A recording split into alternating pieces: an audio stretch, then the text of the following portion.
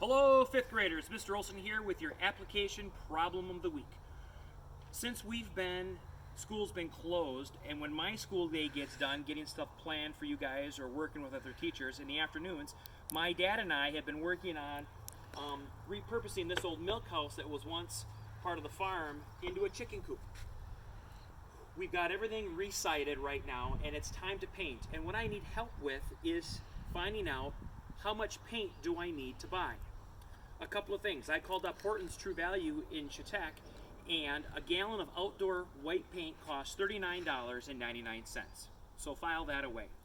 The next thing I asked is, how much does a gallon of paint cover? Well, they went and read on the label, and depending on how much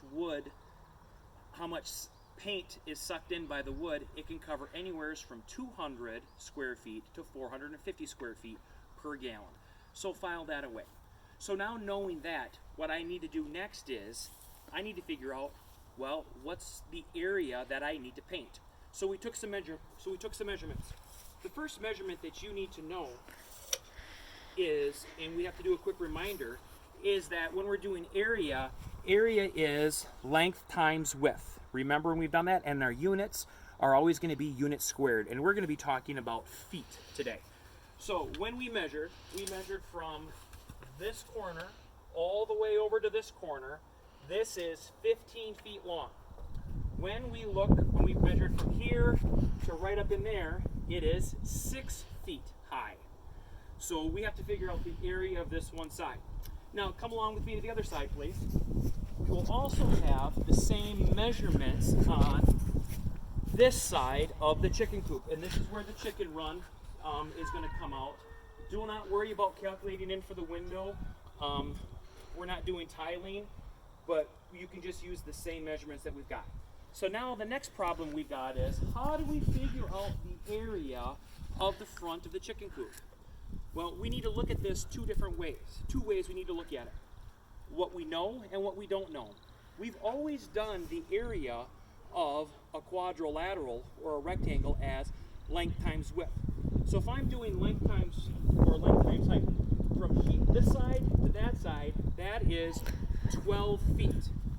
When I measure from here up to here, that is 7 feet.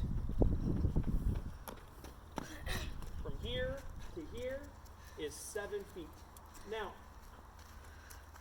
I know what the area is of this whole segment right here. But now, we haven't learned how to figure out the area of a triangle yet. So this is what we're going to do.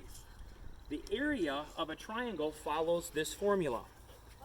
Area equals length times width divided by 2, or 1/2 times length times width.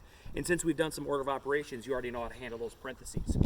So, if we know from here to there is going to be 12 because that's parallel to what it is on the bottom of the chicken coop.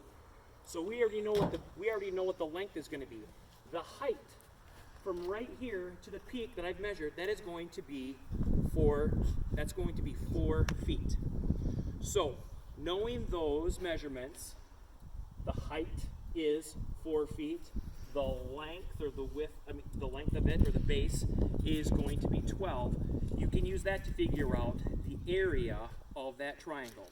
So now we have potentially 4 segments that we need to figure out. We need to figure out the east wall, the south wall quadrilateral, the south wall triangle, and then we have the east wall on that side. So if you could help me figure out how many gallons of paint that I need to buy to get this covered, and by the way, we want to put 2 coats on this so it lasts a long time. How many gallons of paint am I going to have to buy? You're going to have to go back earlier in the film to find out. Go back and read your notes to figure out how much that was. Now, if you want a bonus time to get some more multiplying decimals in, tax comes in at 5%. And if we have an equivalent decimal, we'll have our tax be 5%, which comes into the decimal of 0.05, or as we've always talked about in class, 5/100ths. So, how many gallons do I need? And then how much tax is that, and what is going to be the total bill? This is our application problem of the month. And if you can email your teacher with the best answer that you think it is, and then we will let you know back, and we'll have a response later with what the right calculations are. So thank you very much for tuning in. Good luck. Do it all on your own. Multi-step, real-world problems.